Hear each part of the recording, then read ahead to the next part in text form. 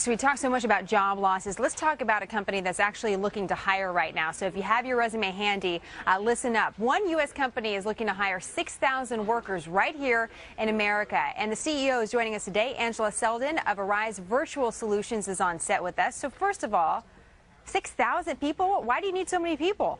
Well, what we're seeing happening with many of our clients is that customers are moving their commerce to online. And as a result, they need help with those transactions, and they need to call folks. These customers want to speak with someone who understands what it is they're buying or what the questions that they have, and they don't want to speak with someone offshore. So they'd rather speak with someone in the U.S. So what exactly does your company do? We actually do customer service and sales calls for many of the premium brands in the United States. We sell cruises. We help people with roadside assistance in the event that they are stranded on the side of the road.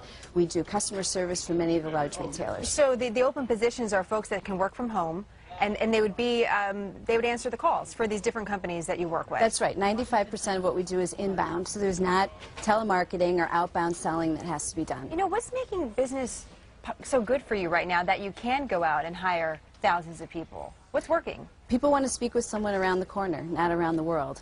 And what we're finding is that the internet commerce is actually doubling. Some of the more progressive retailers, for example, reported by Forrester, are actually expecting about 15% of their business to occur online. And Forrester says overall commerce online will move from about 7% to 20% in the next couple of years. So it's a real growing industry. You know, we had some breaking news at the top of the hour about potentially the president being open to a compromise on these Bush-era tax cuts, and we talk a lot about how these tax cuts could affect businesses.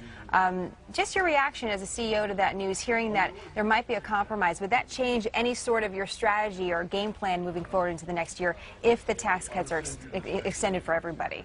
Well, certainly the breaking news is, you know, hours old, right? So I think we all need to evaluate a little bit more about what the specifics of that program might be. But certainly there could be opportunities for companies and for our workers as well. Real quick, tell our audience, how can they get hired? www.arise.com. Please apply. We need 6,000 people between now and February. Well, it's good news to talk a little bit more about hiring. John was asking if he could apply. I told him no. Actually, no, he can work. Okay. We have nights and weekends, so we'd be happy to work around his schedule. No problem at all. I like your style. Yes. John's got, you seem nice and he's got a great voice. So I think he'd be beautiful on. Yes, and you can work from home. It'd be perfect. Look at this right here. I had no idea this was coming, John. There you go. I'm there.